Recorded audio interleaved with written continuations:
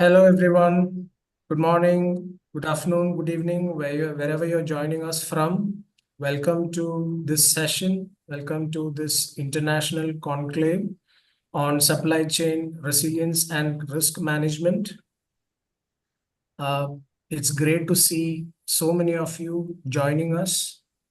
Uh, we'll start the conclave in a few minutes while all of our audience join in. Greetings to everyone. Welcome to the International Conclave on Supply Chain Resilience and Risk Management.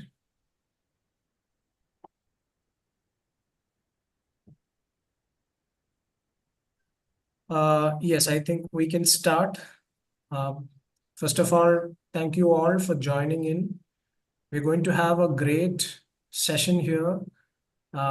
We have eminent panelists who have joined us on this discussion on this international conclave on supply chain resilience and risk management. I'm sure it's going to be a very insightful session for all of you. All of the panelists who've joined us are experts, leaders in the supply chain industry, here to give you their expert insights on the future of supply chain and supply chain resilience and risk management. I welcome one and all of you again to this international conclave. I'm sure we are going to have a very insightful session. Thank you for joining in. Can we have the next slide, please?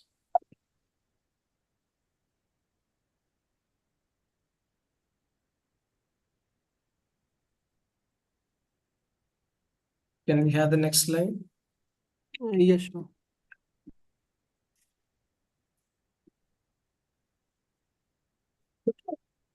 Let's start with the agenda for this conclave.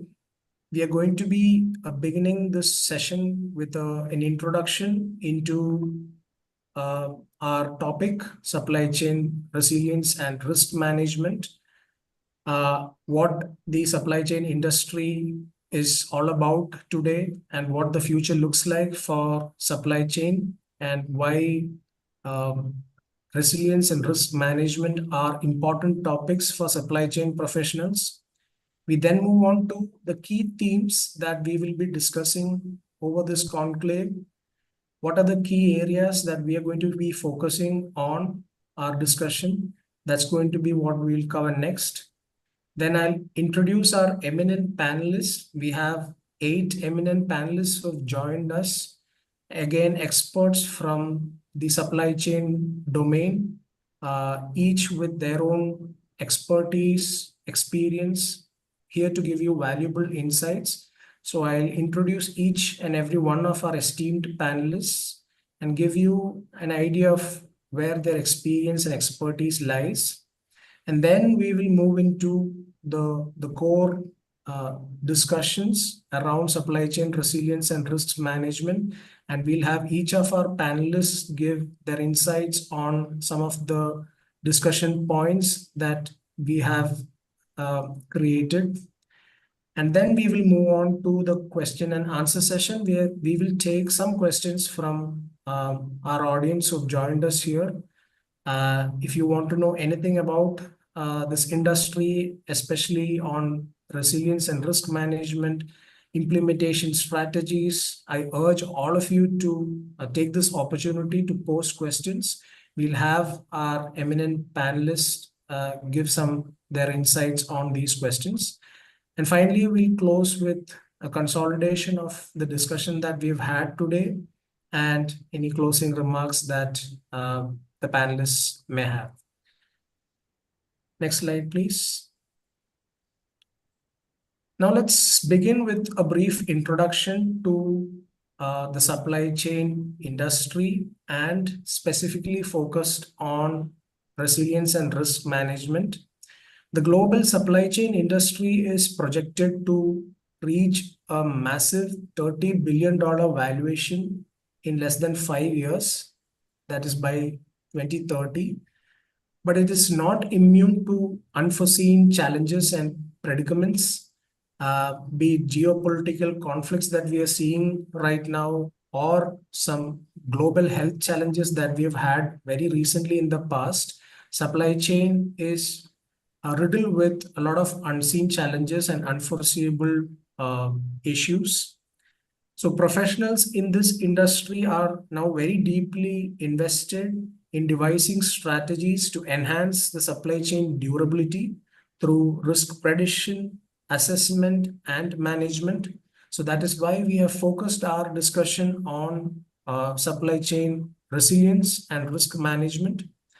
And this session by Uni Athena, the next point, please. This session by Uni Athena will give you valuable pointers and perspectives from our prominent panelists, and they will bring out key insights which you can implement in your organization's supply chain processes so that you can enhance operational efficiency or advanced risk management strategies.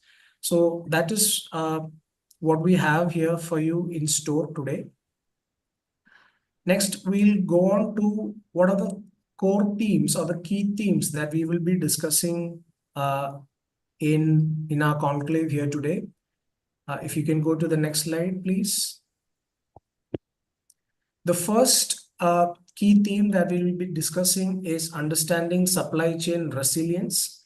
Here we explore the core principles of creating a resilient supply chain that can endure unexpected challenges, unforeseen challenges. Next, we will look at workforce resilience in the supply chain and understand the importance of a resilient workforce and how to empower your team to respond to dynamic supply chain demands. After that, we will look at risk identification and mitigation, and we will learn effective techniques to identify supply chain risks and implement robust mitigation strategies. And finally, we will also take a look at technology and innovation in supply chain management and discover how advancements in technology are revolutionizing supply chain management, improving efficiency, and reducing risk. So these are the key themes for our discussion today. And I hope all of you will have a very insightful discussion we have here today with our panelists. Moving on, I would like to invite and welcome and introduce to you our eminent panelists. We have 8 eminent panelists who have joined here with us. They're going to be giving their insights on some of these key themes that we've just seen right now on supply chain resilience and risk management. Let's move to the next slide and have a brief introduction for all of our speakers, our panelists. We begin with Mr. Curtis Bartholomew Denny. He is the Vice President, Port Operations at Port Lisa's Industrial Ports Development Corporation. Mr. Denny is an ISO certified trained management consultant and a logistic management professional, possessing more than 20 years of experience in logistics and supply chain management and port management. He has published in peer-reviewed journals on port management and logistics. Curtis, I welcome you to the International Conclave and hope we get a lot of insights from you today in our discussion. Moving on, our next panelist is Mr. Hein Chatuti. He is the Chief Transformation Officer at Malta Freeport Terminals, Malta. Mr. Chatuti is a seasoned expert in information systems and terminal operating systems with more than 25 years of experience in the container terminal industry. A recognized leader in digital transformation, he has played a pivotal role in the design, development, and deployment of cutting-edge business intelligence tools and other mission-critical systems that drive operational efficiency and strategic decision-making. With extensive experience collaborating with diverse industry stakeholders, Hein is adept at bridging the gap between technology and business needs. Mr. Hein, we welcome you to this international conclave and hope to hear insights from you. Our next panelist is Dr. Amir Abdul Latif, who is the Managing Director at Techfire Group, Middle East and Africa. Dr. Amir is a C-level professional and an expert in strategic management in the construction and building materials sector. Dr. Amir holds a bachelor's in civil engineering, a master's in international business, and a doctorate in business administration with a major in change management. Those academic qualifications have enhanced his extensive experience in different roles of executive management to be one of the main players in the industry in both Middle East and Africa. Dr. Amir, we welcome you to the session and hope to hear insights from you as well. Our next panelist is Mr. Daniel Moki. Next slide, please. Yeah. Our next panelist is Mr. Daniel Moki. He is Head of Supply Chain, Simba Corporation Limited at Nairobi, Kenya. Mr. Daniel is a supply chain and manufacturing industry leader with over a decade of demonstrated exceptional wealth of experience building necessary business infrastructures that make supply chain and manufacturing operations run smoothly, driving organizations to achieve operational excellence and increased business effectiveness across automotive industry, road transport and courier services, fast-moving consumer goods and agriculture sectors across East African countries. Mr. Daniel, we welcome you to this session and hope to hear insights from you. Next, we have Professor Stein Hekroot, who is Chief Thought Leader, Platform for Connected Leadership, UAE. As an international thought leader in the fields of leadership and strategic thinking, Professor Hein Hedru provides a wealth of experience and expertise when engaging with global business leaders. As a Harvard Business Publishing moderator, HBR author, co-founder, and chief thought leader for Platform for Connected Leadership, he leads a strong team of professionals in shaping the future of companies, dealing with impact of evolving industrial revolution, virtual distributed teams, and the disruptive exabyte economy. He guides organization in taking strategic decisions that fuses people and technology in the world of work. Professor Stein, we welcome you to this session and hope to hear a lot of insights from you. Our next panelist is Mr. Nayar Nandakumar. Mr. Nayar Nandakumar is presently serving as an independent director on the board of Southern Energy Development Corporation, a company in the gas and solar power generation industry. Mr. Nandakumar was retired as Senior Associate Vice President from Carborundum Universal Limited, a Murugappa Group company, in April 2024. He has served the company in various positions, including Head of Manufacturing and Head of Projects. And during his active tenure at Carborundum Universal Limited, he has handled the company's various projects, including their overseas projects in South Africa. He has also served as Head of Operations for the company's Kerala units. He is also a member of the State Advisory Committee for the Kerala Electricity Regulation Commission. Mr. Nayar Nandakumar, we welcome you to the session and hope to hear a lot of insights from you, sir. Thank you. Next, our next panelist is Mr. Michael Georgiou. Mr. Michael is from a leading generic pharmaceutical company in Cyprus, holding 2 bachelor's degrees and 5 master's degrees. He has vast experience in quality and compliance in medical devices and pharmaceuticals and leads the due diligence in supply chain and quality of raw materials in the pharmaceutical industry. Having spent a lot of time over the last 14 years in India, China, and other countries for raw materials in the pharmaceutical sector, he specializes in high-level sourcing principles, process optimization, supplier relation expansion programs, and also sustainability programs for vendors. Mr. Michael, we welcome you to this conclave and hope to hear insights from you, sir. My pleasure, Nathan. Thank you. And finally, our last panelist for the day is Mr. Alberto Ingico. Mr. Alberto has a BSc in Logistics and Supply Chain Management. He also has a postgraduate diploma in Procurement and Contract Management and completed the Level 2 CIPS certification. He has a passionate supply chain management professional with more than 15 years of experience and a demonstrated background in data analytics, strategic planning, inventory management, contracts and supplier relationship management, and strategic sourcing for supply chain industry.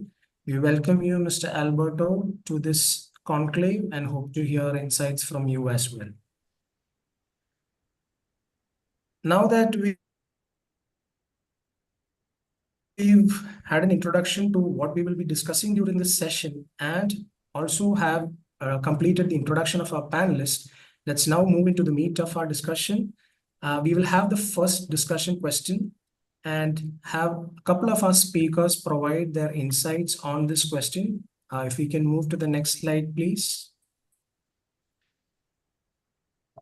The first question that we have for our panelists here today is how can businesses identify and proactively mitigate the most critical risks in their supply chain management, including those from geopolitical, environmental, and health-related disruptions?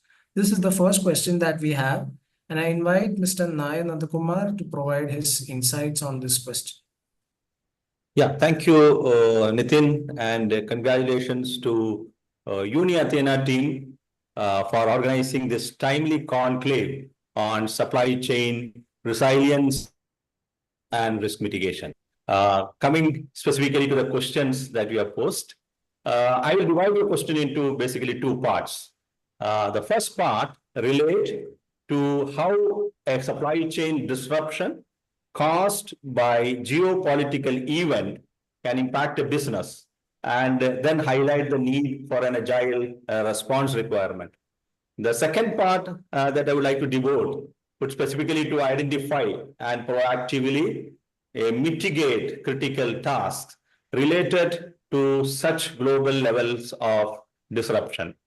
I will cite two real-time examples from my personal experience, which I hope will shed light to understand the dynamics of the process. Coming to the part one of the question, that is a global disruption due to geopolitical reasons. We are living in a very dynamic world, where it's a VUCA world. It's a volatile world. It's an uncertain times. The things have become more and more complex, and it's quite ambiguous. So I think we need to be proactive. No doubt about it. Naturally, every businesses anticipate certain things to happen, and then keep themselves very proactively prepared to mitigate such events. But whether fortunately or unfortunately, sometimes such planned disruptions does not happen. So what happens is your proactive preparation does not have any use. But that should not stop us from having effective risk mitigation plans and actions in place. But what is really unfortunate is sudden unanticipated disruptions happening, and the business is least prepared to deal with it. Businesses are constantly facing this kind of challenges, and they are learning to be adaptive by being agile to such rapid, unexpected developments. One such example, what I would like to quote is the Ukraine-Russia war, which broke out all of a sudden. As I said earlier, the contrary to the expectations, nobody believed that Russia would go and attack Ukraine, but it happened. And again, contrary to the expectations, the war did not end shortly. It kept lingering on, and I think we are into the third year of the war going on. Given the time constraint, I'll just restrict sharing one incident that I will relate to how resilient businesses handle such unexpected disruptions in the supply chain. As I said, the war happened in February 2022, and there was global condemnation and economic sanctions by the Western countries. The logistics were in disarray. Customers, many of them, were reluctantly canceling the orders. The company where I worked earlier had a large, profitable operation in Russia. We are manufacturing products in Russia and then shipping it out to Asian countries. So the war was an unexpected crisis for us. There was a large volumes of product to be shipped into Asia through the Mediterranean. With the shipping lines closed, it seemed like the only option was to close down the operation and wait for the two governments to strike a peace deal. But hindsight, had we waited for this option, it would have never materialized because the war is still continuing in its third year in succession. So how do we manage is a case study that I'm sharing.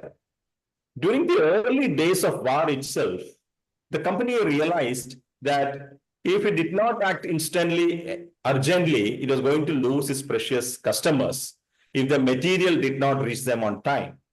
And then there was also a looming danger of permanent loss of the market share. So I would credit the company's leadership team that they boldly decided to explore alternative logistic routes hitherto untried. That's the most important factor, the boldness and the risk to explore a new logistic route to ensure your supply chain continuity. So why not bring material by land instead of looking by bringing it to sea via Mediterranean? So that was the question posed. And the alternate solution that was worked out was to bring the material through a multimodal way or through different countries like Azerbaijan, Iran, and then the final stretch by sea to the Mumbai. For people who are very keenly watching the developments in the logistics sector, it involved 7,200 kilometers of multimodal cross-border freight network linking Russia, Azerbaijan, Iran, and India. And this particular transit route is called International North-South Transit Corridor. It is INSTC for short. This was actually first initiated by India in 2000, but there was no serious attempt to explore and make it as a permanent logistic route. We pursued this option and working across geography of 3 different countries, Russia, Azerbaijan, and Iran, the first shipments was delivered to Mumbai port. And it's also opened an alternative new trade route, though it was costly and very time consuming in the initial stages. But our company was back into business within 2 months of the war breaking out. So that's something very, very unique thing. And once we started, there are so many other shipping companies started going for sending material across Russia and material coming back to Russia, including the wooden laminates, spices, medicals, pharmaceuticals, everything. So today the INSTC logistic route has progressed and is into a very active transit route.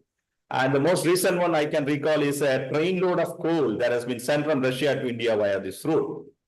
One advantage of this particular route is it helps us to bypass the choke points like the Straits of Hormuz and the Red Sea on the Suez Canal route, making the trade more secure. This example of contingency planning made very quickly after the disruption takes place to get the continuity of supply is called out, I say, as an agile response, which is very important for the organizations or businesses to look at. Coming to the second part of your question, proactive mitigation of risk. Our products, we have got a lot of 14 manufacturing units in India, and our products are shipped across the continents. And one of the major customers is Europe, primarily to Germany, Austria, and Italy. How do we proactively plan risk? The sea lane traverses through the Suez Canal, which is a potential flash zone of conflict and war. And though historically Israel has been at war with other countries, nobody actually predicted a war between Israel and Hamas to happen. And when it happened, the sea lanes across this Suez Canal got disrupted. This meant that ships had to take very circuitous route around Africa, Cape of Good Hope, to reach Cochin, a Cochin port in India, and from Cochin port to the European ports, which meant additional 10,500 kilometers and another 60 more days of transit, and then ships not being available on time, cost escalation, all these problems. This is where I would like to share the case study of being proactively preparing for this kind of events, having learned from the Russian experience How do you equip yourself to handle that this kind of potential conflicts can cause a supply disruption? So learning from the past experience, we maintain a warehouse at Rotterdam's Netherlands, where we keep an inventory of finished goods so that supply chains, even if disrupted for a very short period, does not get affected for the customers. So when the war broke out and sea lane traffic got affected, our businesses was least affected. So the risk assessment from the learnings from the past and the proactive action following it. Take my building as a warehouse infrastructure, a strategic location, effectively help you to mitigate or de-risk your supply chain. To summarize, we need to have the foresight to see the risk and the plan for mitigation. Simultaneously, we should also have the resilience to work out a contingency plan should an unanticipated event happen, which can normally happen in this current world. So I hope I answered this question in a very allotted time or whatever you have expected from me. Thank you. Thank you, Mr. Nandakumar. That was very insightful, and I'm sure our participants got a lot of practical insights from your experience dealing with such unplanned and unforeseen challenges. Thank you for that. Now I invite Mr. Curtis to share his insights on his question. Thank you very much. It's a privilege to be here. As we look at this question, I think that when we examine where we are in the context of the global economy, we will recognize that the post-World War has seen a rapid escalation of technological changes. We have seen an increase in international trade. So for corporations and businesses examining this level of global interconnectivity, whereby we have basically become a global village. So any disruption that occurs will have an impact on your business regarding, it doesn't matter where your geographical space is located.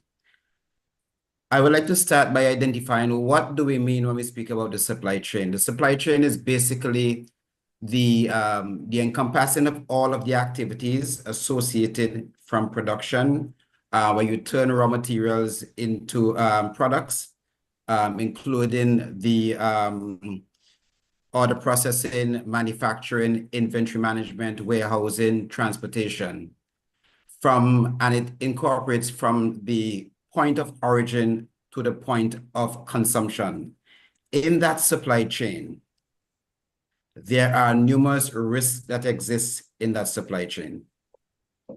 And I would propose that companies examine their in-house, the vulnerabilities that exist in the supply chain, understanding the current forces that impact the supply chain. And basically there are four forces that impact the supply chain. There is the environmental factors, the geopolitical factors, the economic factors, and also the technological factors.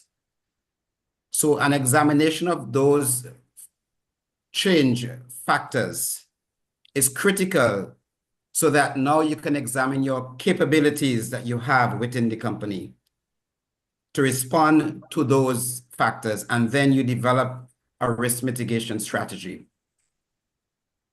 I will also propose that companies look at their contracts.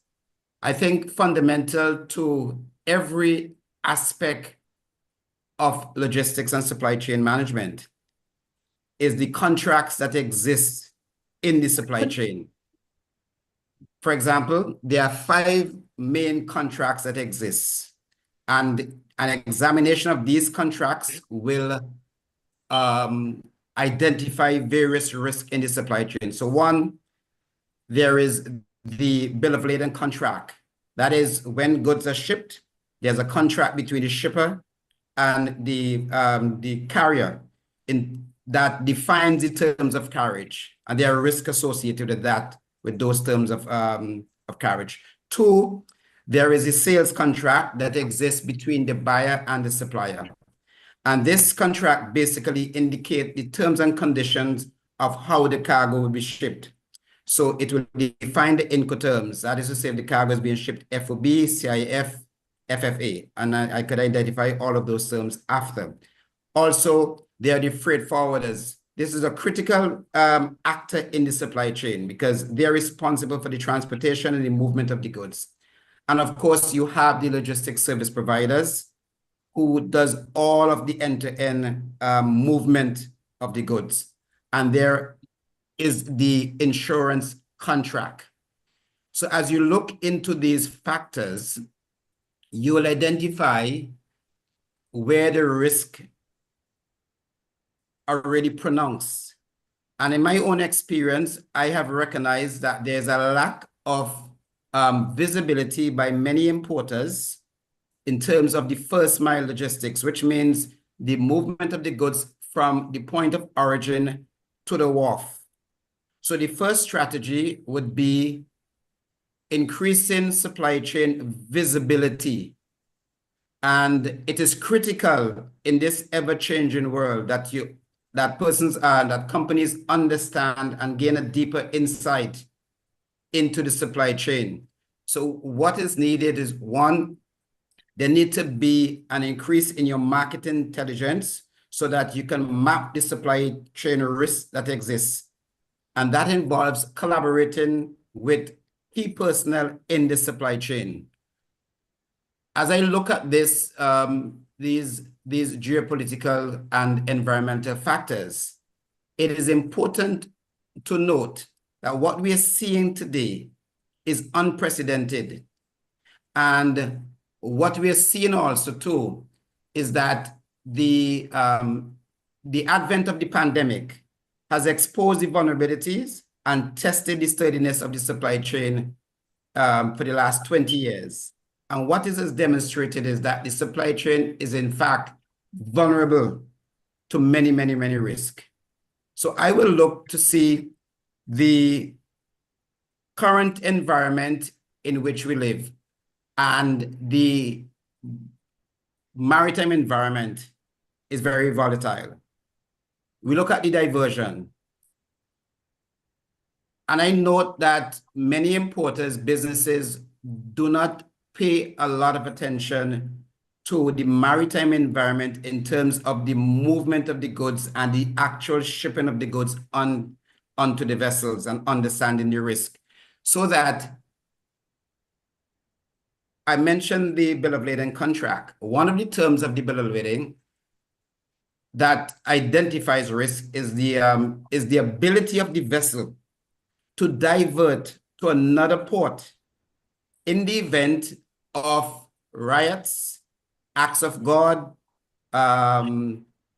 issues related to weather, or any form of industrial actions, any actions at the intended port that inhibits or mitigates the vessel from arriving at that port. The terms of the contract of the bill of lading allows the vessel to divert to another port and discharge the cargo at another port. And this risk currently exists. I think our first esteemed speaker spoke about the Suez Canal, and the disruption in that canal forced vessels to move around the Cape of Good Hope. What that did, one, it increased the freight rates, it increased insurance rate, it increased the length of time that the cargo reaches the destination. And these are unforeseen risks. And so it is very important that businesses employ specialists in the field to gain a deeper understanding of the current changes and the volatility in the environment. It is very important that first mile logistics, that a lot of attention should be given to it. And I will say this, why it is important. One, because about 30% of the cost of the goods is wrapped up in your first mile logistics. And so it's important that companies identify how do you how can you mitigate moving your cargo across various geopolitical risk, environmental risk? And I think internally, there has to be business continuity planning. There has to be scenario planning. There has to be that continual mapping of the environment. And also in terms of the procurement, there has to be a diversification of your supply base. In that the pandemic has taught us that there needs to be an evaluation of the your suppliers to understand the capacities of your supplier. And I think that many times as companies procure goods, that there is a lack of the understanding of the capacity of the supplier to understand if they have internal mechanism and risk mitigation strategies for any sort of disruptions. So I will stay there in terms of the issues relating to the identification of risk, and also to that the proactive actions to mitigate such critical risk will have to be a fundamental part of a company's strategy, so that as you look at your organization, you have to identify the robustness of the organization, the infrastructure that you have in your organization. And critical to all of that is your inventory management capacity. And this is where predictive analytics comes in, to give you that type of predictability in the environment, so that you can manage your inventory levels and therefore mitigate against such risk that may exist in the supply chain. Thank you. Thank you, Mr. Curtis, for that wonderful insight on how organizations can proactively identify and mitigate risks. We will move on to the next question. Our next question is how companies can prioritize and implement mitigation strategies that balance cost effectiveness with resilience to reduce vulnerabilities in critical areas of the supply chain network. We want to understand here how organizations can take practical strategies that also look at cost effectiveness while implementing risk management and resilience strategies in the organization. I first invite Dr. Amir to give his insights on this question. Hello, everyone. First of all, I would like to thank UniAthena for this opportunity to talk about this important matter with all the participants.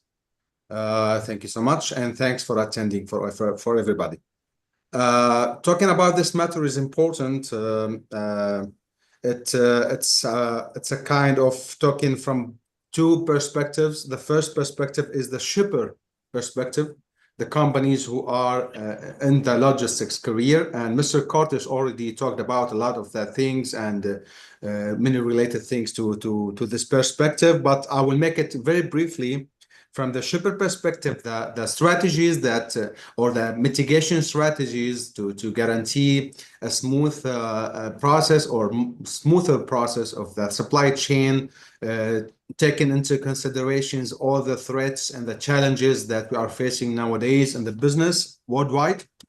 I think from the shipper perspective, first they have to improve the diversification of the shipping manners and the shipping ways, the routes, also the good mobilization of all their competencies, and also improving their competencies in terms of the facilities and the forces they have, and good planning also for scheduling the shipments, taking into considerations all the obstacles and the expected and the unexpected, or the current obstacles and the expected obstacles. Also, the operational efficiency of the shippers is very important. especially in terms of communications. Always communications allow all the parties to diagnose the error early and to find solutions and to make corrective actions for all the deviations. So this is very important from both parties, the shipper and also the organization or the buyer. So I talked about it briefly from the perspective of the shipper, but I want to concentrate more and go more into details from the perspective of the buyer or the companies who are buying materials.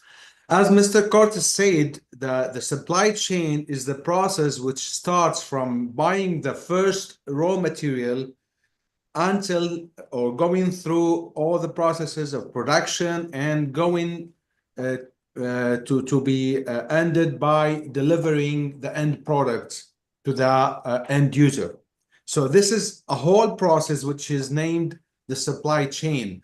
But nowadays, the main threat or the big challenge is with supplying materials overseas or from countries to other countries.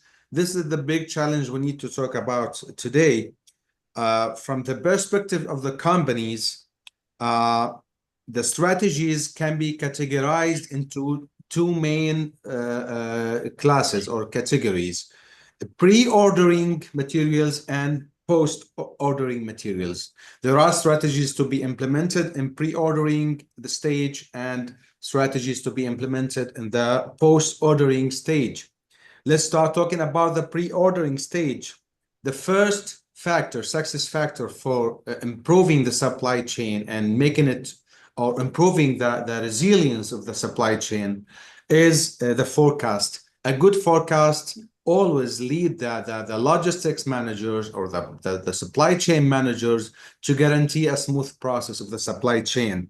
They know always what they need.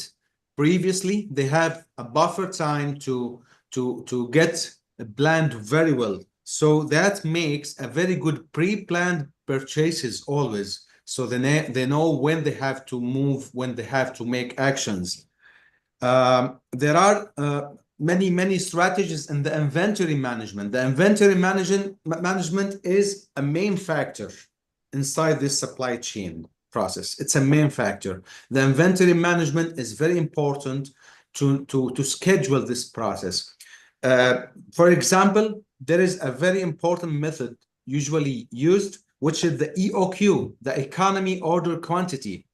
This economy order quantity means that you always keep the minimum stock that allows you to work and to use your facilities while you receive the rest of the stock needed to process your operations. And you need to know the ETA time estimated and to add a flow, to add a buffer time to that ETA to guarantee the ETA is the expected time of arrival. So by knowing your demands and knowing the ETA, you can apply this EOQ, the economy order quantity method, to know what's the minimum quantity you have to maintain in your stock and when you have to order. When you have to order, it's the POO, which is the point of order. You need always to know what's the point of order and what's the suitable time to place an order. Also, we call it the independent demand and the dependent demand. And another way we say it, push and pull strategies. It means some purchases are made independently. They are not related to specific orders coming to the company. It's a matter of keeping materials in the stock, okay? While the dependent are related to orders. When you sign a contract in your company, when you receive orders, you have to order materials related to that contract. So knowing what are the quantities needed according to the push strategy and what are the quantities and when are needed to the pull strategy will enable you to plan your purchases and to know when you have to order.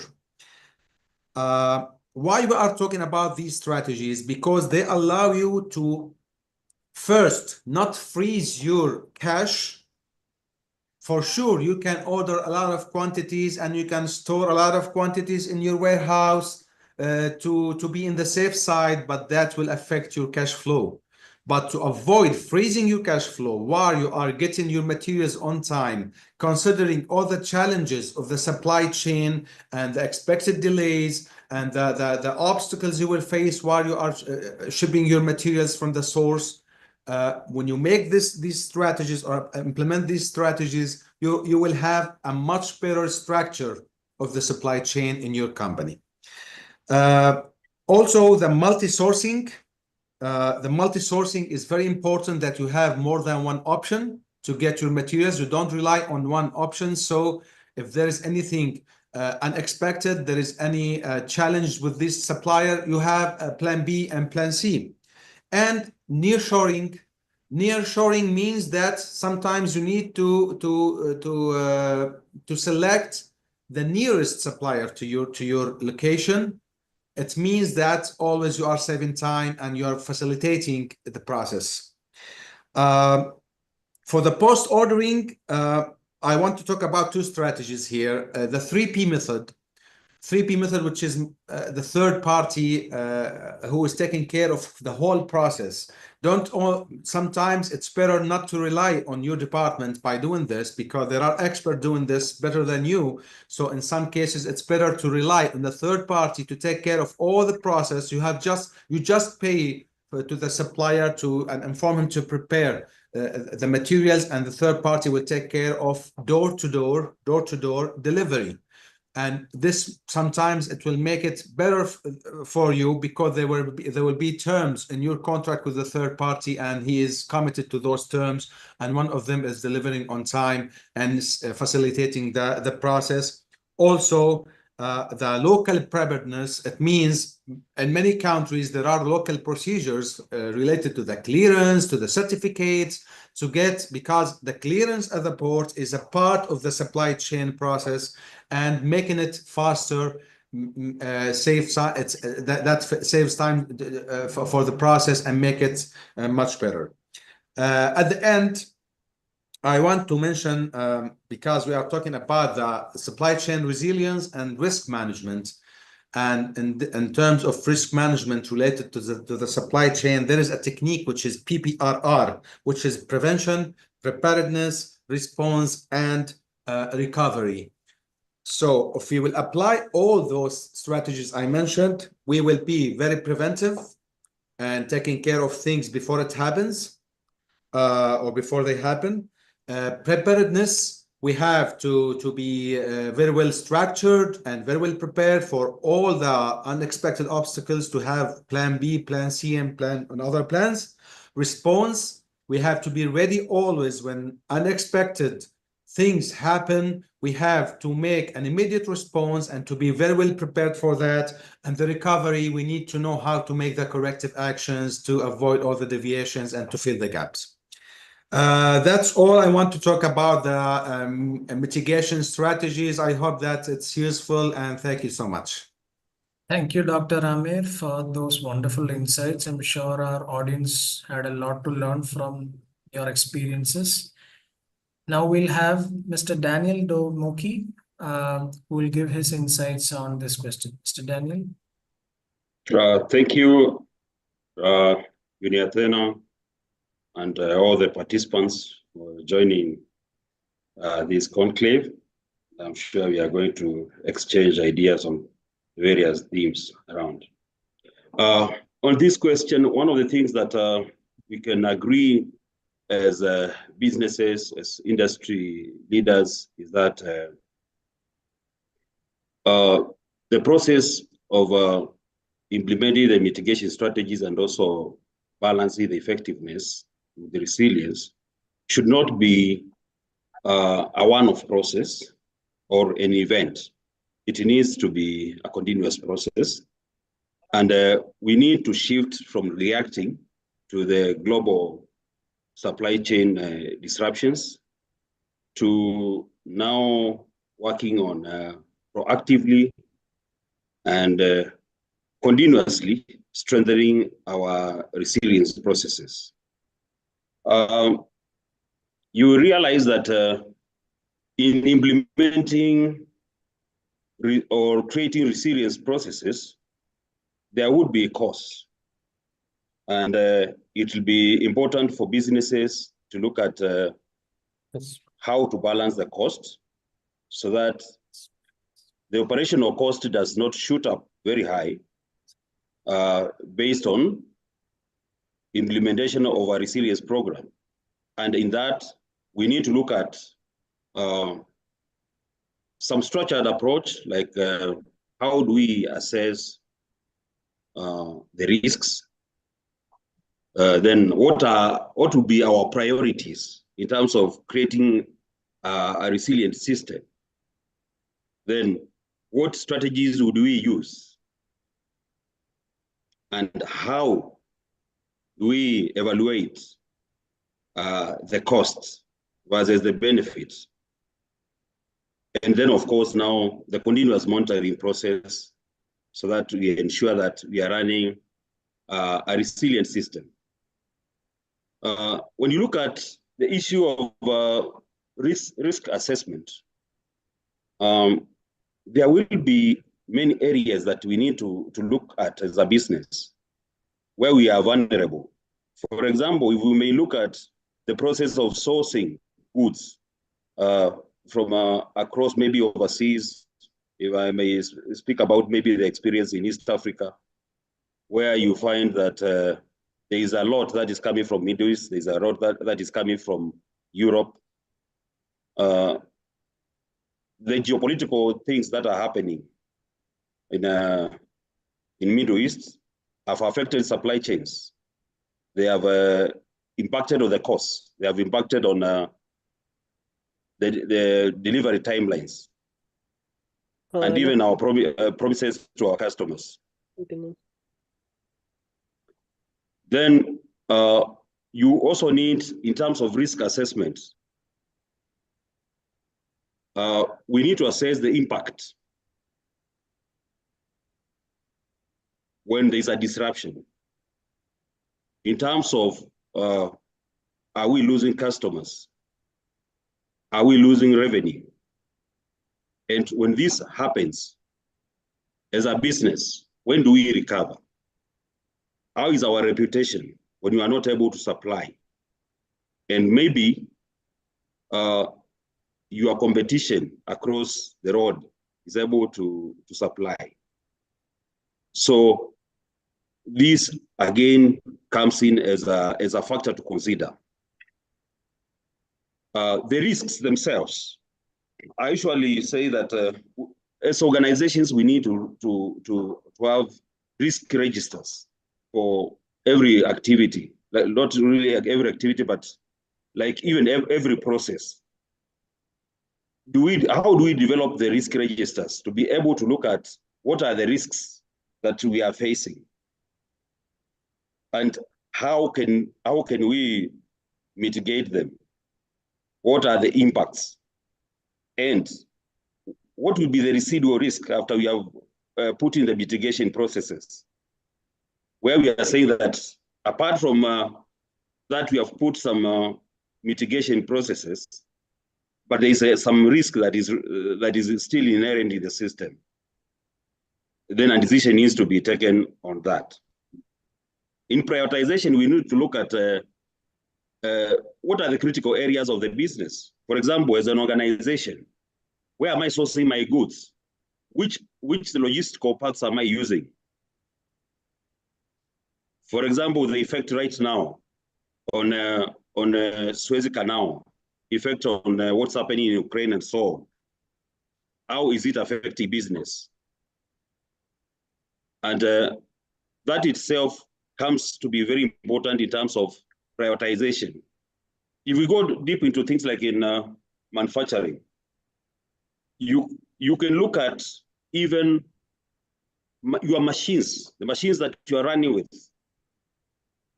Because at the end of the day, they are part of the supply chain. They are part of what you are delivering to your customers. What will happen if there's a downtime? If now we go to the macro levels. In also designing priorities, we look at scenario planning. For example, you can be able to do simulations, thinking about what will happen if there are failures in the system. And this would mean that we need to be able to prepare ourselves for disruptions, develop plans when the crisis happen, to be able to safeguard the operations, and also look at how fast we can recover. This includes even the engagement of stakeholders. For example, stakeholders will even include your suppliers. Stakeholders will include your co-workers. It will include even the business owners and so on. How do we form the response teams? How do we form communication protocols? So that if there is a disruption or if there is some planning to be done, the information is passed downstream. And maybe the other thing is the mitigation strategies. I can briefly speak about the mitigation strategies now. And I think even the speakers who are ahead of me have mentioned some critical issues, like where are we sourcing from, the diversification. We can look at, as much as businesses, we say that we want to minimize the cost of sourcing. For critical items, there is an opportunity to have alternative sources. Some might be slightly expensive, but they are strategically accommodated to enhance resilience of your processes. Again, in sourcing, you need to build supplier relationships so that your suppliers can also understand what are your requirements and even what are your priorities. You can also look at the inventory, where as much as we have mentioned the economic order quantities, we might need to look at things like some safety stock strategies for critical materials. But again, maintaining lean amounts for the other items. In these strategies, again, we must include technology. Because, for example, when you look at the current business world, the global business, there's a lot of change in technology. And this is affecting how we do business. We can use technology to our advantage. Things like Internet of Things, predictive analytics, blockchain. These are things that we can be able to use to our advantage in terms of building resilience. Also, as part of the mitigation strategies, the suppliers come in very handy, where you want to make your suppliers to be your business partners. You create win-win strategies, where you can look at different models of holding stock. For example, if I can talk about briefly on the automotive business in East Africa, we have a lot of we have suppliers in different parts of the world, but every motor dealer or franchise holder in East Africa will tell you that they have a hub in Dubai, at Jebel Ali, the free port. Now, this brings the materials nearer to our locations, and this has helped in terms of the turnaround times. And lastly, what I will talk about is we can look at building resilience as an inherent process in our supply chains, so that we have alternatives for all the products that not real products, but even raw materials that are being supplied to us. We have alternatives for routes, for routing in terms of materials coming in and the products going to the market, and even the facilities that we use to conduct business. We ensure that we have alternatives to create a more resilient system. Let me end at that point. Thank you. Thank you, Daniel. Thank you for your insights. Now we will move on to the next question for our panelists. The next question is, with so many technological advancements, what do you think will be the most game-changing innovation in supply chain management over the next decade? I invite Mr. Alberto Ingico to give his inputs on this question first. Mr. Alberto.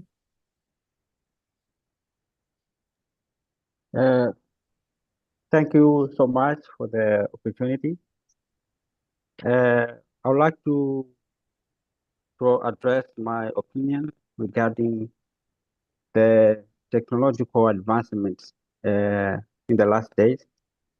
These are major opportunities in the supply chain systems because as we had with previously with other panelists, when we talk about the supply chain resilience, is a capacity a company has to overcome disruptions in timely. Okay, so major problem that we face today is that we do not have many tools to predict the risk or the challenges we have in the supply chain. So this most of the time they lead to disruptions in the supply chain. So looking at the recent advancement in technologies, we see that we have a lot of opportunity of improving our supply chain system, and most of what is expected to be done with the technologies is the integration of the process, the supply chain system. For example, we have a company, or in a certain company, we have a lot of departments, a lot of activities happening at the same time. Most of the time, we don't have the visibility of everything what is happening. Mr. Curtis talked about the supply chain visibility, which is some of the important tools today to be used in supply chain to analyze all the costs, all everything which is involved in the supply chain. We are doing this analysis currently, but we are limited. We are still limited. We do not have all the tools to have the complete supply chain visibility, and I believe that the technology will bring solutions to that. So I was talking about integration. Let me recall again to what Mr. Curtis has already said previously, that we have four main factors that can influence the supply chain. The first one is the technology, and the second one are the geopolitical issues. We have the third one, the economic, and the last one, the environmental issues. Most of the time today, when we analyze our supply chain systems or processes today, we are not able to have an integrated system which can predict the risk that we are facing in these four factors. We can analyze them independently, but we need to have tools that will be able to integrate all these factors. Will be able to predict what are the risks that we can face, and more than predicting is creating on-time solutions that can be used to mitigate supply chain disruption and making our process more resilient. So another thing that I would like to recall on the technological advancement is the autonomy of the process itself. It's believed that with the recent technology advancement, we will be able to to let the system itself to make more than 80% of the decisions of the process. So this will give us time that the human being will have time to think more strategically. So most of the processes in the supply chain, especially here in Africa, where our technology system is very poor, and even the whole supply chain system is still new in our processes, and even here in the country where I'm living, in most of the companies, the supply chain is not seen to be like an area which is an important factor for the profitability of the company. Most of the time, it's just and some department which is integrated in the financial department. People will be doing the purchasing without knowing that there are strategies to be made. But so I was talking about the autonomy of the process, which will allow us to have the systems or the technologies to be making more than 80% of the decision. And this will be made with minimum human interaction. So I'd like to talk about these technologies. Which technologies are these, and how can we make use of them to improve the processes, our supply chain processes? I'm talking about the artificial intelligence. First one, which are now machines that are capable of doing intelligent behavior. And we have also the machine learning, which is a subset of artificial intelligence that enables companies to learn from data without being programmed. And the last one is the blockchain, which are digital ledger that can be used to share information amongst all the parties and access it via a certain application. So the blockchain, it is able to manage a huge volume of data. So this is good for making predictive analysis, because if we have this system working for a long time, it will be recording all the supply chain process which has been doing along the time, and it will be able to predict the solutions which can be made to overcome some specific challenge.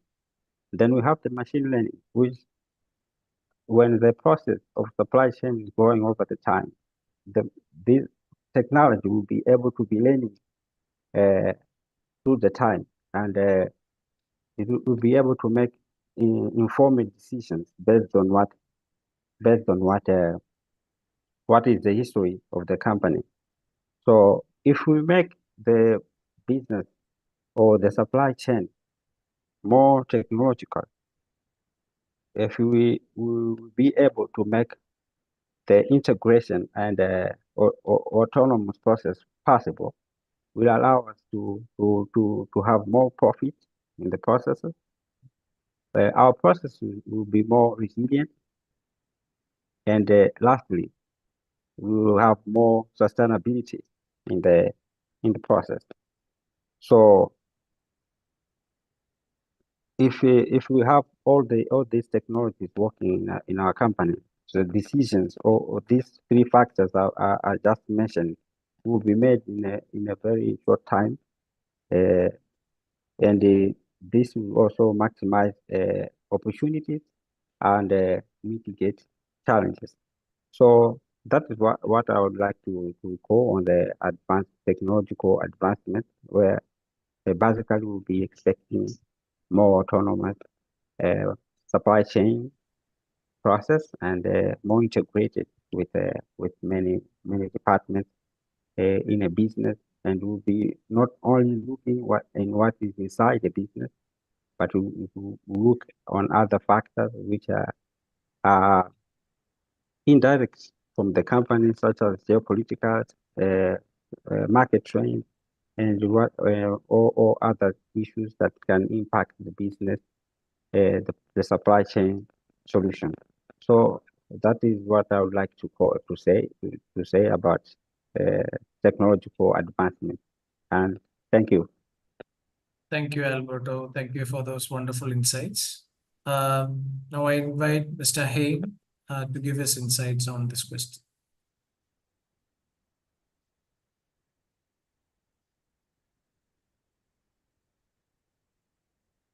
Mr. Hain?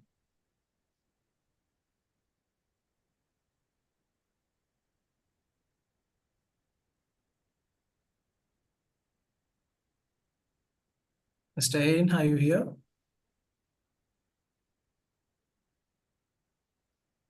We'll get back to Mr. Hain. In that case, we'll move forward to the next question. Our last question for this conclave is around sustainability and how sustainability is becoming a big focus in supply chain management. Our question is, sustainability is becoming a bigger focus in supply chain. What steps should companies be taking to make their supply chains more sustainable? I would firstly like to invite Mr. Michael Georgiou to provide his insights on this question. Mr. Michael? So good afternoon. First of all, I would like to thank UniAthena for this conclave. I would like to thank the panelists that spoke previously. They gave great insights and many examples of the risks, but also for all the people who are attending this conclave. As we see today, sustainability is one of the critical parts of a business, but overall for all the supply chain. We see in the recent years, despite of the profits and all the high EBITDAs of the companies, more companies today, we see them investing and leading towards sustainability in the business to ensure, of course, their long-term goals, but also reduction in the risks. Today, I see two types of sustainabilities. One is of internal stakeholders of the companies, but also one which is affecting the external stakeholders. Internal sustainability is affected by the production optimization process of the companies, the conversion costs. One important matter is the energy, the waste, and the emissions of each company. Energy efficiency, reusable energy with today different techniques such as wind turbines, reusable ways to use the waste of one industry in the other industries, and how emissions are reduced is critical, a reduction of waste cost in the supply chain to reduce the value of the end customer. Some of the external stakeholders that I see which are equally important are basically the external partners, as the previous panelist said, is the vendor sustainability, which is very difficult to implement because you rely on external parties.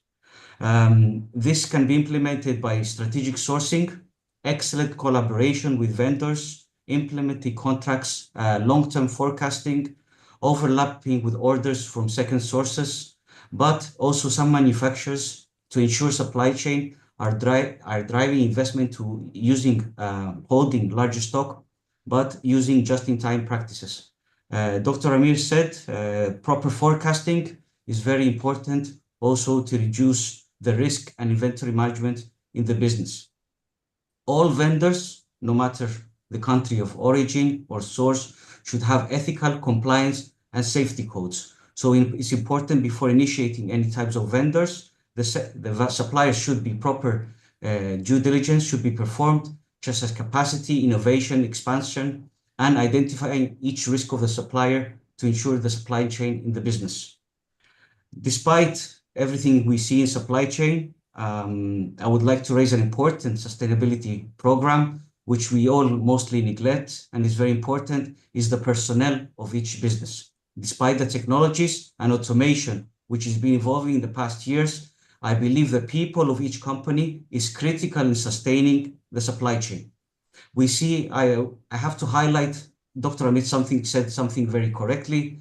If something goes wrong, we need the proper communication to fix things. In everyday life, unfortunately, things will always go wrong. and I would like to highlight the people which are the resource of the company with their vast experience who react in difficult situations.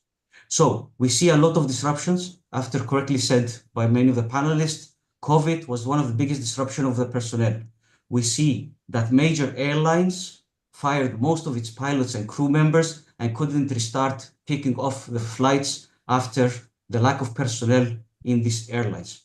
So it's important to implement sustainability of personnel, the important to increase retention of period of personnel, and the primary, and this is done by usually improving the company culture, transparency from top management, but also improving the steps to enhance the company's culture.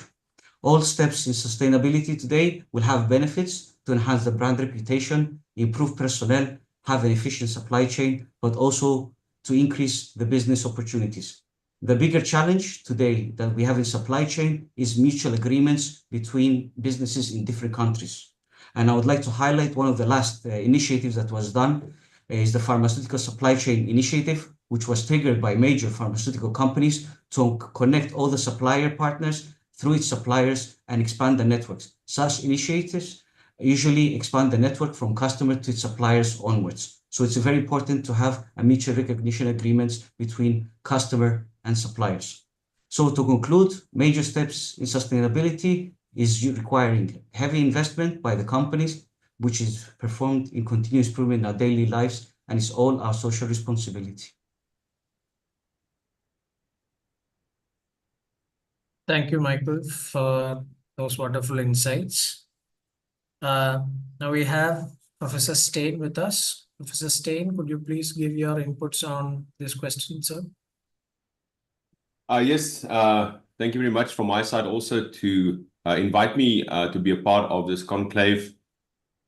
Supply chain is one of my passions. I'm very glad actually that Michael went before me because he addressed all the technical components that is of such vital importance to make this work. I particularly like the suggestion that there needs to be cooperation between supplier and buyer and logistics companies. So with him having covered that part of answering this question, which I think is the more difficult part, so to speak, you have to be a real expert in that field.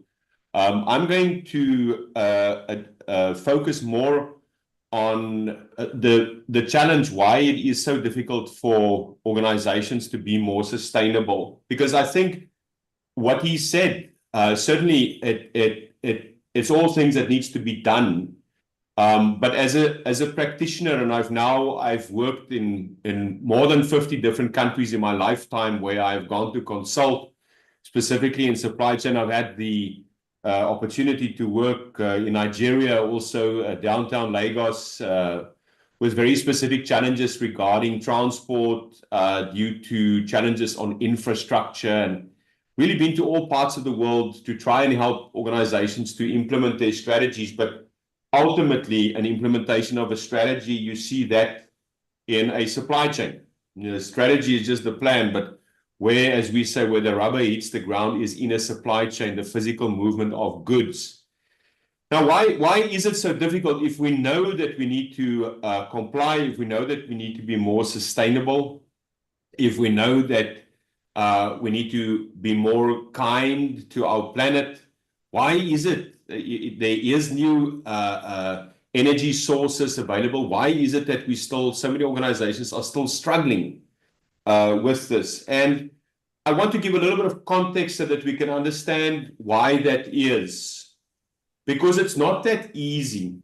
Even though we know what it is that we need to do, it's not that easy. I always compare it with somebody that maybe they are unfit and they are unhealthy, and they know that what they need to do is they need to go to the gym. So you know the answer, you know the solution. But those of us who have tried it, it's not that easy to go to the gym. It's not that easy to all of a sudden one morning change your behavior and now you get up at 5 o'clock and you go and train for an hour. It's difficult. Any change behavior is difficult. Now, a supply chain is in particularly difficult because for more than 100 years, ever since the start of the first industrial revolution in the beginning of the 1900s, supply chain and logistics has been the feeder of an economy. When we discovered the ability of steam in the beginning of the 1900s, which led to the first industrial revolution, people constructed locomotives, which was driven by steam. We constructed railroads, because all of a sudden it was possible for us, with this new source of energy, to now move our goods across borders. And that was the start of globalization. And then we moved into the industrial era in the 1920s with the discovery of fossil fuels, and we moved into a different type of energy. And again, the biggest impact was felt on supply chains. Now we had automotive vehicles that enabled us to move faster, to move more efficient, to be more effective. And so over time it progressed. After the Second World War, we had flights that became commercialized, and then eventually we had freight flights. So today we have the movement of goods via air, we have it via rail, and we have it via road. And all of this was based on the developments during the Second Industrial Revolution, which dominated our economy globally for a period of about between 60 and 70 years. And some organizations are still stuck there, even though we've evolved to the third and the fourth industrial revolution. So the reason why it's so difficult to change is the change that is required is actually what we call systemic by nature, meaning that there's many players that need to change. Let me give you an example. If a country wants to grow its economy, let's say that I live in South Africa and I'm part of the government and I want to grow the economy in South Africa. One of the challenges when you want to grow an economy is that if you are successful in growing the economy, you unfortunately also sometimes find that there's an increase in inflation.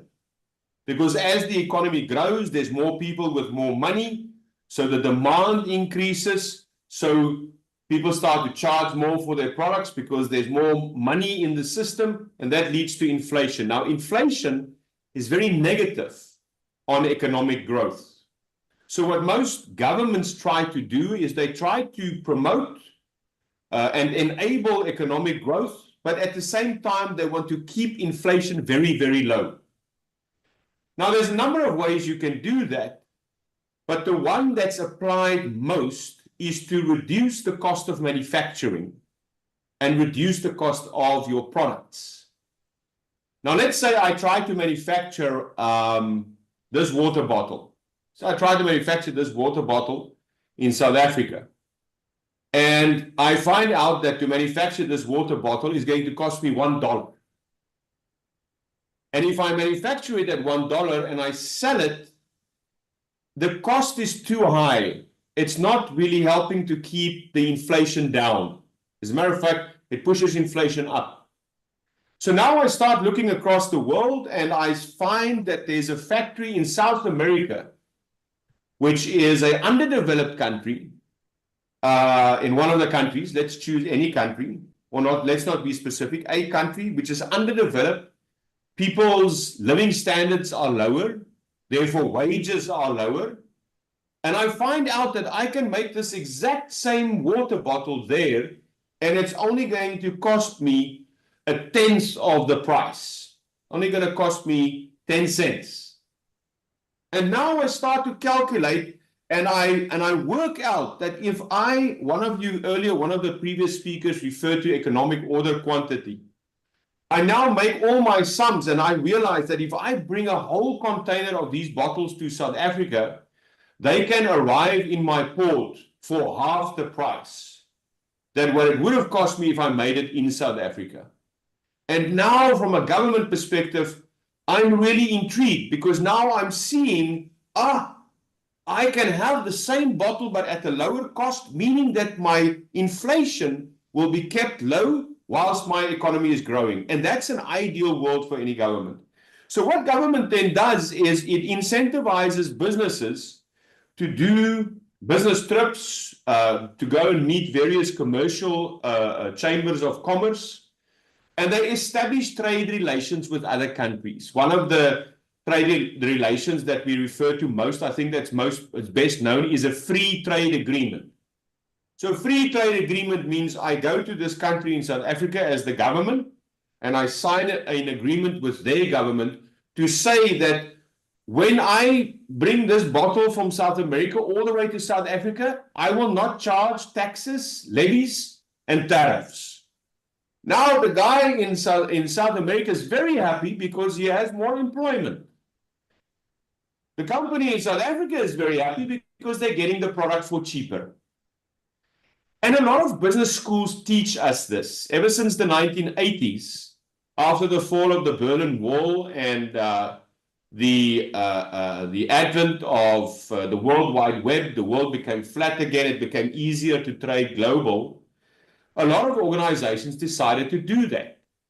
One of the countries that benefited most by that is China. In the beginning of this century, China was not even amongst the top 17 largest economies in the world. Today, it's the second largest economy in the world. And all because companies and countries realize that I can have a product made cheaper in China. And therefore, I can grow my economy and keep inflation down. It's a simplistic explanation, but I want the listeners today to understand that it's very difficult for a company to simply just change and go sustainable. Because what it means now, if I now ship, let's say I ship this container full of goods all the way from China to South Africa, as a company, I contribute heavily to a carbon footprint. I will not create so much pollution. I will not create so much damage to the environment if I manufacture this product in South Africa, in my home country. But because I can get it cheaper from somewhere else in the world, I now make it somewhere else in the world and I ship it, and across the water, I leave a massive carbon footprint. Now, my customers like my product. They want more of the product. They want it faster. Now I start to fly the product. I create an even larger carbon footprint. And I go from port, there I load it onto trucks or onto diesel trains, and I now ship it to my warehouses. I contribute even more to the carbon footprint. So unfortunately, over decades, as supply chain is this backbone of economic activity, it unfortunately developed in such a way that to make economic sense, we have to bring products, or we believe we have to bring products from different parts of the world. The single biggest contributor to pollution and the single biggest damaging contribution to sustainability is transport. It's not the actual manufacturing. It's not the materials that I use. There's a lot of factories that have gone very intelligent with their electricity, as Michael referred to. There's cleaner sources of energy. I can use solar energy. I can utilize even in a circular economy. I can use the waste of one factory as the fuel for another factory. That's all possible. But what is very difficult for organizations is to change their approach. What is very difficult for governments is to change how they grow the economy and yet keep inflation down. And because of those external pressures, it's very difficult for organizations to make these changes. Yet there is ESG, there's been a reference to that as well, which is measured. So companies don't have a choice. They will be taxed if the carbon footprint is too high, so they have to comply. So what are the things that they can do, despite this larger systemic challenge that they have? Well, you can at least make sure that, let's say I manufacture this bottle in China somewhere, okay? I can at least, if I'm the buyer and I'm in South Africa, I can at least have a delegation to go to this factory in China. And I can look at things like how are the workers being treated that live there? Because sustainability is not just about keeping our planet alive. Sustainability is also about how we're treating people. People is part of the planet. If you underpay people, if you keep them poor, where do they live? What kind of facilities do they have? That's also a contributing factor to sustainability of the planet. You want to take proper care of them, provide education, clean water, clean housing, clean energy, also for the workers. So you can at least as an organization go to your supplier and go and find out, do an audit, how are you treating your people? At the same time, you can insist that your supplier converts to cleaner energy, not use what we call dirty energies, but use more technology, use solar panels, use a cleaner source of energy, recycle materials, apply waste to fuel.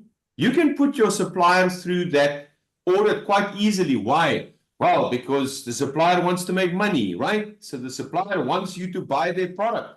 So you use that in a respectable manner to muscle them a little bit and make sure that they comply so that you are comfortable that when this water bottle is being manufactured somewhere else in the world, that at least it's done in such a way that it doesn't unnecessarily damage and harm our planet. The other thing that you can do as a buyer is you can at least make sure that if the product is going to be shipped, that the shipping company that you use also use clean fuel. Because I don't know whether the participants know this, but you get clean diesel, you get dirty diesel. You get diesel that's bought in the second economy, and that's not necessarily been checked through the necessary specifications, that contributes a lot more to pollution. And companies sometimes buy it because it's cheaper. Okay, money, unfortunately, greed, people want to make more money, that sometimes forces the hand. People don't want to comply, they want to do things cheaper. So you can at least make sure that if you're going to fly, if you're going to ship, if you're going to truck, that logistical leg of the inbound logistics is using clean energy and technology. Then I would suggest the last probably recommendation that organizations can do is to also audit the packaging. Because again, there's plastics and plastics. I don't know whether you're aware of this, but those of you who, for instance, have bought online, products online, and let's say I buy the same water bottle. Let's stick to the water bottle example. Let's say I buy this water bottle from Amazon. I don't necessarily know where this water bottle has been manufactured. I don't necessarily know where it comes from. I'm just a normal guy. I go to the gym. I'm looking online. I find a water bottle. I order the water bottle from Amazon. It arrives here the next day. I'm happy. I don't necessarily ask questions. But what I've noticed sometimes is when I do get something from Amazon, it is in a plastic container with another plastic, with another plastic. It's like 3 layers of plastic before you eventually get to your product. So the question is, that plastic that's used, is it a biodegradable plastic? Is it plastic that will not harm the environment, or is it plastic that will harm the environment? So the last thing that I can recommend is, if you are on the buying side, when you receive your product and the product is packed, what is the kind of packaging that is used? Unfriendly plastic or biodegradable, what I simply call friendly plastic. So to add to my learned colleague Michael before the time, those are the only initiatives that I would want to add. He's already covered the others. And then just to again remind participants, I'm not excusing companies from not going green, but I am saying that contextually sometimes it's very, very difficult because the larger economic systems require us to import from somebody else because of that demand that I have to grow the economy but keep inflation down. And those are the recommendations that I have. Nathan, thank you very much. Thank you, Professor Steyn, for those wonderful insights. Now we have Mr. Hein, who's here to give his insights. Mr. Hein, Hi, and greetings to everyone. So speaking about technology, we had some issue there before starting. Okay, so I think with regards to this question, that we want to understand what will be the game-changing innovation in the supply chain. Alberto has already mentioned all the various technologies that are considered the 4.0 era technologies that are normally sought to be able to achieve an optimized supply chain. So we're talking about, we mentioned IoT, predictive analytics, blockchain, and this is all related to the interconnectivity of the stakeholders. However, in various parts of the world and the various processes and in the various level of the supply chain, you have various stakeholders that are operating at different levels of technology, knowledge, and possibilities. So this is quite a complex process in order to be able to optimize holistically using these technologies. So when one looks at what happened in the past couple of years, for example, with the TradeLens project, we had a shipping giant, which was Maersk, okay, and IBM, who collaborated together to create the TradeLens platform. For some time during, I think it was started in 2020, 2021, these two giants were marketing the TradeLens solution as a game changer to supply chain logistics. And using blockchain technology, they were going to, as it was marketed, revolutionize and change completely the face of this interconnected process. However, in December 2022, you read a short note on the Maersk official website that the TradeLens project had been abandoned. It had been shut down. So when one looks, it's not a question only of technology, but there is something beyond, and this is what I want to focus upon. It's not a question of which technology we will be using, because the answer is not in the technology. The 4.0 era will use all the technologies combined together. You will have IoT pushing into big data lakes, using AI to make the predictions that we were mentioning. But the problem is beyond that. It's not the technology. So we mentioned, for example, visibility, okay? Ability to make predictions. But how could you expect the industry to predict when the industry is not able to have the foundational data available? Okay, so today, if we look, I am coming from the terminal operator aspect, but I work closely with the shipping lines and with a lot of other different stakeholders in order to digitalize and transform processes in the supply chain. However, the reality is that today we are still struggling to get the data, okay? Still struggling to get connectivity, still struggling to have standardization when it comes to equipment. All of us at home, okay, it is very easy to buy new appliances, and you go home, you turn on the mobile, using Bluetooth, Wi-Fi, everything connects seamlessly.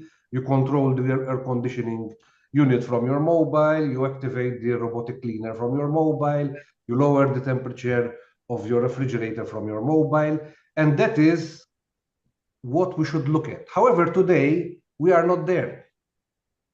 When you buy machinery and you try to interconnect machinery to systems that are already in use, for example, in terminals, you have terminal operating systems that are controlling the entire operation. That in itself is already a struggle. So whilst we are talking about using AI to make prediction, we are forgetting that the starting point is not yet achieved. So my focus is not on which game-changing innovation is going to optimize the supply chain, but which game-changing initiative is going to help us standardize this connectivity. When you look at visibility, we mentioned visibility and integration. It is very common for terminals that are obviously key when we're talking about containerized cargo, of course, but terminals, especially transshipment hubs, which are key to optimize these just-in-time logistics and the supply chain. And when you look at the data visibility that they have, sometimes it's less than 48 hours before operations are taking place. So whilst on one hand, we are looking at many dimensions and many industries that are already capitalizing on these type of technologies and making utilization, exploiting these technologies, we are struggling to get the data, be it from IoT, from the machines to connect all the processes, be it from the supply chain players that need to give us visibility on the data so that we are able to make predictions, we are able to optimize operations, and of course, after that, we are able to also exploit these technologies. It has been already mentioned also by one of the panelists, we have to first start by augmenting human intelligence, okay? There are still a lot of human activity in the supply chain. Of course, there is also this drive to digitalize, the drive to improve, but in the feedback loop, in the decision-making process, in the way that we are processing this type of operation today, we still need to think about AHI, augmenting human intelligence, before thinking about artificial intelligence. Because to arrive to that level, we need to have a foundation. We cannot build a house starting from the roof. First, you have to have the data. Dr. Amir earlier stressed the emphasis on communication. This also applies to the communication standards across systems, across stakeholders, okay? It is a complex process because, for example, if we're talking about a common process, you have the liner, the shipping line, you have the terminal, then you have the customs, you have the freight forwarder, you have the clearance operators, which vary across different continents, across different regions. So it is difficult also to standardize processes. But the focus, more than the technology, because technology will work, McKinsey over and over again has published estimates of how other industries, for example, are exploiting big data, making revenues running into hundreds of millions of euros. Whilst in our industry, in 2019, the EU was funding a pilot project to start using big data platforms in container terminals. So this is the reality, okay? I want to put the perspective into reality. Of course, we are trying, we are striving, but the efforts to try and exploit these technologies, the era 4.0 technologies, is huge. So 3 points, and I conclude here. So we first need to think about connecting our assets, our equipment, and release dormant data through the use of IoT and edge computing, okay? We need to learn, because this is not very common in our industry, how to deploy, make use, and exploit big data technologies. Very few terminals in the world are making use of this type of technology. Then, once we have this in place, we can generate value from the data for precise root cause analysis, for systemizing operations development, for optimizing the supply chain, okay? And last but not least, and I conclude here, it is very important that in parallel with technologies, we need adequate workforce and new mindsets. And this is taken for granted and is a critical part of achieving technology exploitation. Without the right workforce, without the right profile and mindset of people, we cannot improve with the technology. The technology is there. It exists. Other industries are using it, so we need to understand how we can optimize this. Thank you very much. Thank you, Mr. Hay, for your wonderful insights. That brings an end to our discussion by the panelists. It's been such a exhaustive and insightful discussion that has come out from each and every one of our panelists who have joined us on this conclave. I would like to extend my heartfelt gratitude for all of the panelists for coming in and sharing their insights and experience with each and every one of us. And Professor Stein, special mention to you. Your statement on sustainability is not just about planet, but also about the people has been a big hit with our participants. So special mention to you on that. Thank you.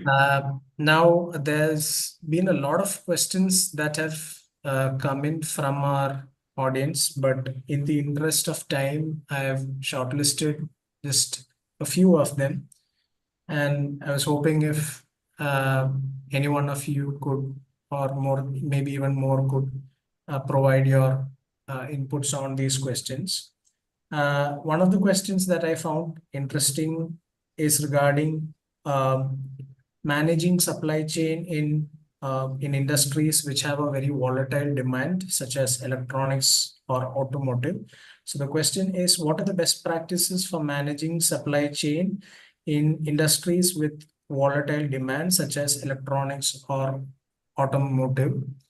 Mr. Daniel, I believe you have you're coming from this industry, right? Could you share your insights on this question? Thank you, Nathan. Yes, as per the question, there is a huge challenge in managing supply chains in automotive industry and electronics. And one of the things that comes into play is the cost, because when you look at vehicles, we may talk about vehicles, they are expensive to hold. Secondly, you'll find that if you are running an assembly plant in a certain area, also the components are not within the area. They are coming from different places. What I can say has worked for us is one, very close collaboration with the suppliers in terms of understanding the unique challenges that are faced in that industry. And this includes looking at when the goods are supplied, the terms of the LCs, in terms of managing the finance cost, and also in terms of OD, the safety stock. With disruptions that happen in supply chains, you may find that even the components have to come from different places to assemble a vehicle. You may not have any stock to sell. So this means that you have to have a buffer stock, and you have to agree with your suppliers on a win-win situation in terms of the financing cost. That I can say has worked for us in the East African market. Thank you. Thank you, Mr. Daniel. Any other panelists who would like to share their inputs on this question? Yes, Nitin, I am Nanda Kumar. Yes. See, when you specifically come to zero in on the automotive industry, I think it's very critical for them. And I think this is this industry which has put this just in time very nicely into their practices. So that's where they have all the main factory and all the ancillary units all together in almost like a one campus, and then all supplying in time. But the supply chain, that's how it's managed. You can't have an ancillary unit spare parts manufacturer far away from the manufacturer. everything all located almost close to each other and then coming right on time as per the requirements.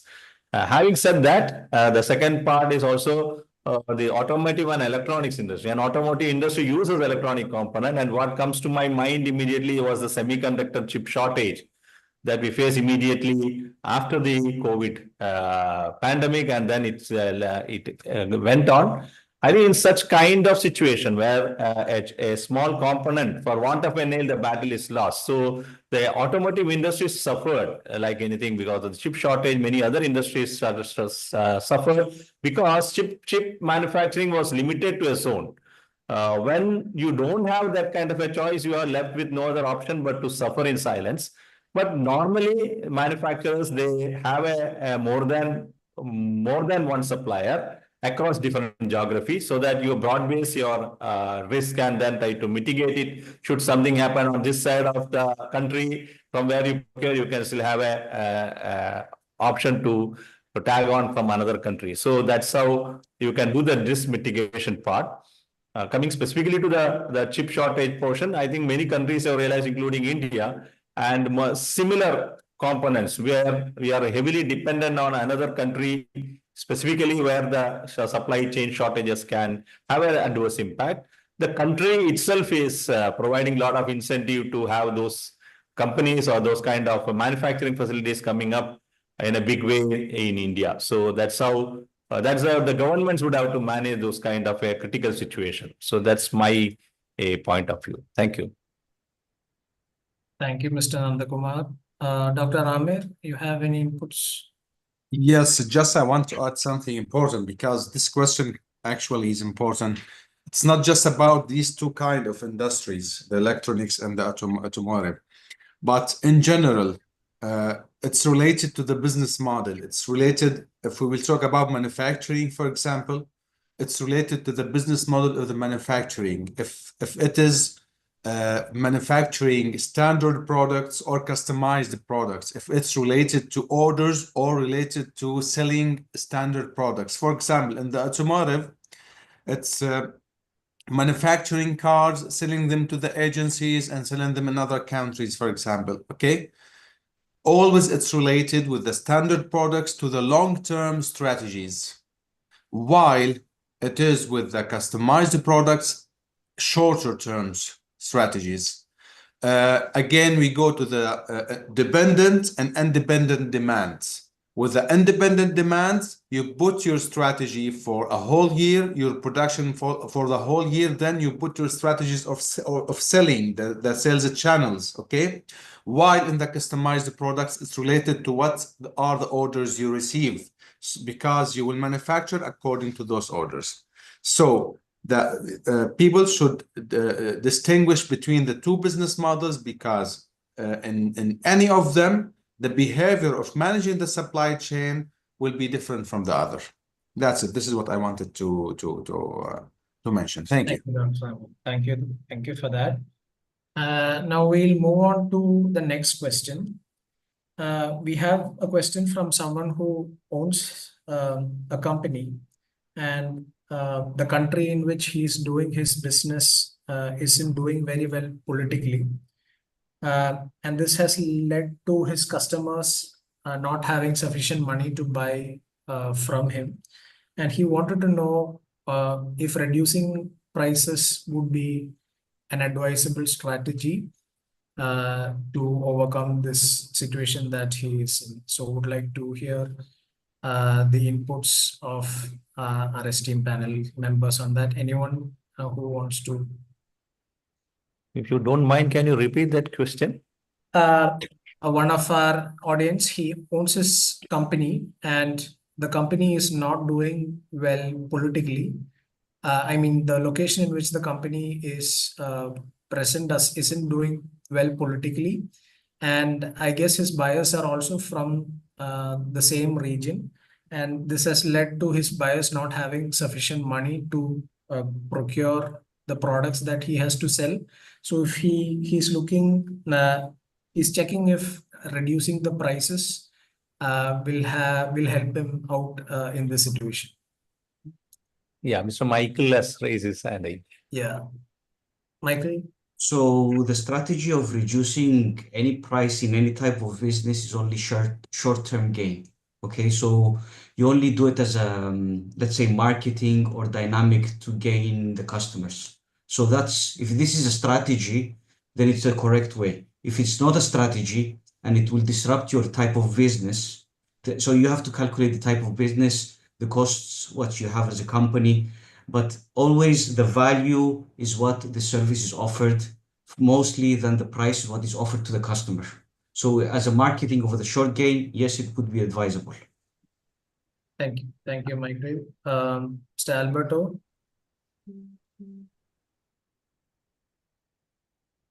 Yes, thank you for the opportunity. I would like to complement what has been said now.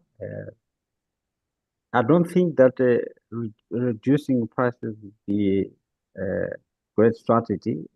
I don't know what type of business the person running, but times of political instabilities or economical instabilities, most of the times are opportunities of people who do business. So maybe the person has to look on what type of product is offering in such a period of time within the situation this country is passing through. But I'm looking over holistically that the major inventions in the world have been made in very unstable time. And maybe the person may be now investing in some business which is not correct at the situation which the country is passing through now. And so my advice is for him to see what in this time where the country is not running well, what are the main necessities or the people or the concern, what the people are looking for, what are the solutions he can bring to the people so that they reduce maybe the suffering of the people or the lack of basic needs. And so we have to do the study based on what type of major concerns or major necessities the people are passing through, and maybe have to redesign the business strategy or the products or the services you're offering. But maybe my advice is to take this opportunity, maybe to change the services or product is offering, and to focus on what is the need of the people and how he can contribute to resolve the problem his country is passing through his business. Thank you. Thank you, Alberto. In the interest of time, we'll take just one more question. There's a question around best practices in sustainable procurement. Would any of the panelists like to share their insights on that? Yeah, Mr. Michael, would like to take that Yeah, question? Mr. Michael. Yeah. Yeah, already two people have come in, so I will step back. Yeah, sure. Mr. Michael, can we have your insights? So sustainable procurement, basically, as we said, to be sustainable, you need to do supply relationship management with the long-term vendors, depending on the vendors where they're located, mutual agreements on basically if they're from different countries. Nirnet Kumar said something very important, because I come from the pharmaceutical industry. Mostly chemicals are usually coming from China, basic chemicals, but the Indian government also is investing heavily into basically expanding chemical factories in India, let's say in major hubs like Hyderabad and Telangana areas. So it's very important not only to implement the contracts, but performing due diligence, on-site audits. Let's say, as Professor Stein, you have to actually check your supplier supply chain. That's more important. So basically, if you're buying a product, let's say they have to be able to produce it, the capacity, most important, they have to follow your regulations. in their factories. So if you're following, let's say, good manufacturing practice or ISO, they have to follow your ISO and good manufacturing practice. So they have to be actually a part of your company in your own supply chain. That's some of the parts. Thank you. Thank you, Michael. Dr. Amir? Just I want to add to what Mr. Michael said, two things that for a sustainable supply chain, you have to start from the design of your product. The design of your products will allow you to make it more sustainable over all the process of the supply chain.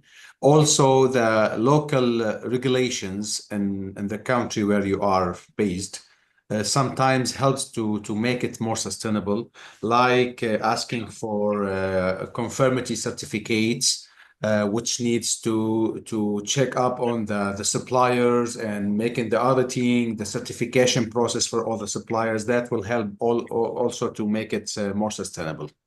That's it. Thank you so much.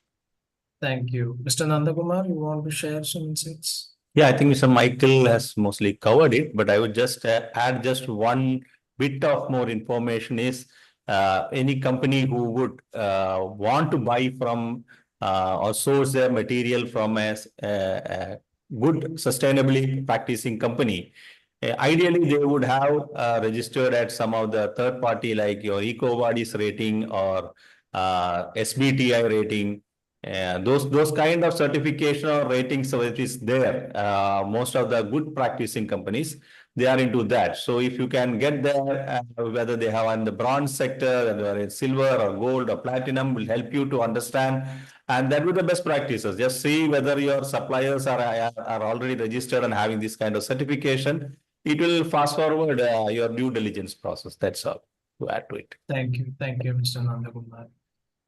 Thank you, panelists, for all of your wonderful insights and again for taking the time to answer some of our questions. We have had a lot of questions, but in the interest of time, we thought we'll restrict it to these 3 questions.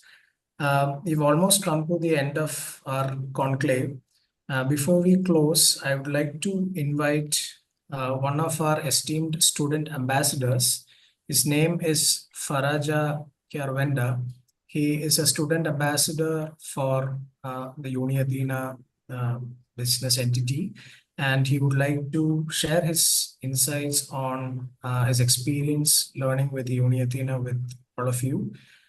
So I invite Mr. Faraja to share his experiences. Mr. Faraja, are you here?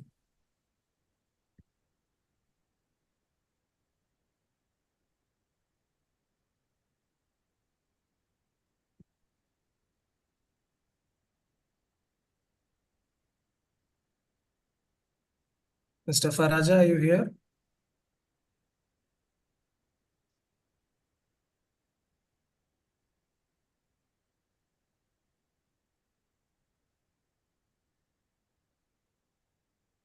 Mr. Faraja, if you could please turn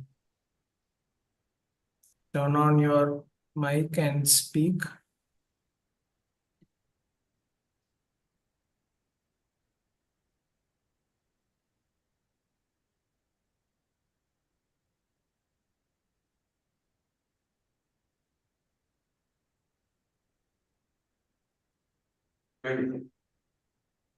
Yeah, Mr. Faraja, are you here?